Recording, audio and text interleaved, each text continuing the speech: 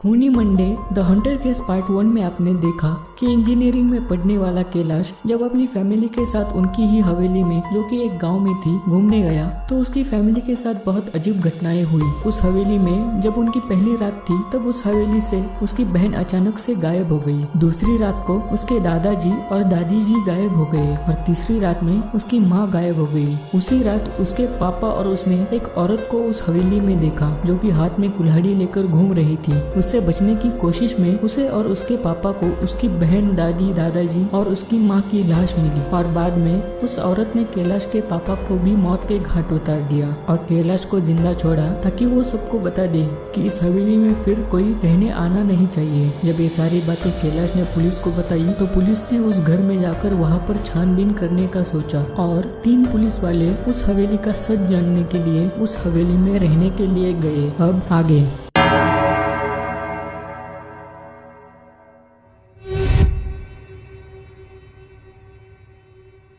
जब वो पुलिस वाले उस गांव में गए और उस हवेली तक पहुंच गए तो उस हवेली का दरवाजा खुला हुआ ही था, मानो वो दरवाजा उनकी ही राह दिख रहा था। पुलिस ने जिस जगह पर लाशें मिली थी वो जगह पहले से ही सील करती थी। अब वो पुलिस वाले हवेली के अंदर गए। अंदर आते ही उनको डर सा लगने लगा था। शायद उस हवेली का माहौल ही ऐसा था कि किसी को भी वहाँ डर लगता। उन तीनों ने वहाँ पर अलग अलग कमरे में रहने का फैसला लिया, पर सोने से पहले उनको एक कॉल आया। वो कॉल उनके हेडक्वार्टर से था। उन्होंने उनको ये बताने के लिए फोन किया था कि उन्होंने कैलाश को डिस्चार्ज दिया है और वो अपने मामा के साथ अब सुरक्षित है और उन्होंने फोन रख दिया। उस रात उन तीनों के साथ कुछ भी नहीं हुआ। तो अगले ही दिन वो तीनों गांव में गए और उन्होंने गांव वालों से पूछताछ की। तब उनको सभी गांव वालों से एक ही बात पता चली कि उस हवेली में कोई भूत है, पर किसी ने वो बात ठोस सबूत के साथ नहीं कही। उनमें से कुछ गांव वालों ने ये कहा कि उन्होंने कैलाश और उसकी फैमिली को हवेली के अंदर जाने से पहले सावधान किया था,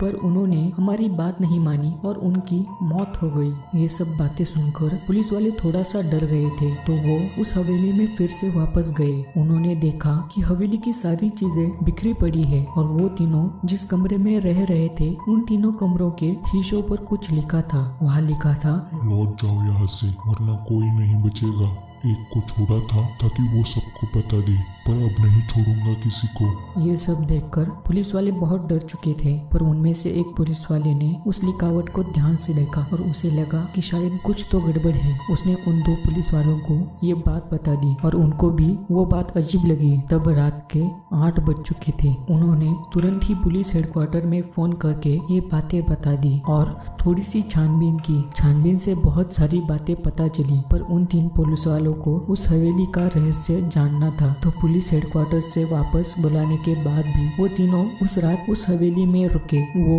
थोड़े से डर चुके थे, पर अब वो वहाँ पर रुक चुके थे। उस रात करीब 1 बजे एक पुलिस वाले को बर्तन गिरने की आवाज आई तो उसकी नींद खुल गई। जब वो कमरे से बाहर आया तो किसी ने उसके सर पर बहुत जोर से वार किया, तो वो पुलिस वाला जोर से चिल्लाया। इससे बाकी के दोनों पुलिस वाले कमरे से बाहर आ गए। उन्होंने देखा कि कोई उस पुलिस वाले के सर पर फिर से वार करने वाला था और उसको जान से मारना चाहता था। तो उन 2 पुलिस वालों ने पीछे से जाकर उस हमलावर को पकड़ लिया और दबोच लिया और अपने दोस्त को उठा लिया। जब उन पुलिस वालों ने उस हमलावर का मुखौटा निकाला तो उनके होश ही उड़ गए। उस मुखौटे के पीछे कैलाश खुद ही था। पुलिस ने कैलाश को गिरफ्तार कर लिया। कैलाश गिरफ्तार होते समय कुछ और ही था, मानो वो पूरा पागल हो चुका था। उसको जब पूरा होश आया तो कैलाश ने पुलिस से पूछा कि मैंने तुम लोगों को हॉस्पिटल में जब बताया था कि यहाँ पर भूत है, फिर भी तुम यहाँ पर रहने आ गए, तुम्हें डर नहीं लगा था क्या? तो पुलिस ने कहा, हाँ पहले दिन तो बहुत डर लगा था और हम दूसरे दिन यहाँ से डर कर निकलने ही वाले थे कि तुमने हमारे कमरे के शीशों पर कुछ लिखा था। उससे हमें पता चला कि यहाँ पर शायद कोई भूत नहीं है, कोई और ही है। तुमने उस शीशे पर लिखा था कि तुम लोग यहाँ से निकल जाओ, नहीं तो मैं किसी को नहीं छोड़ूंगा।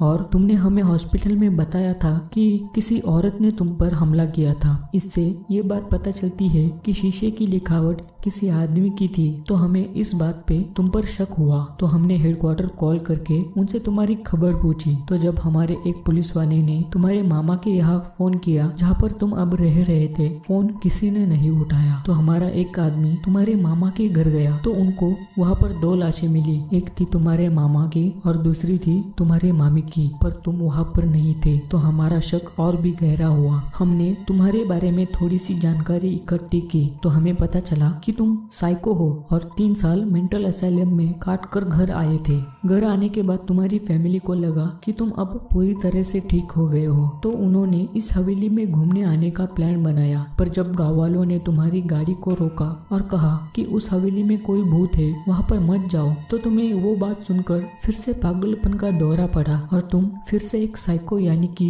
पागल बन गए।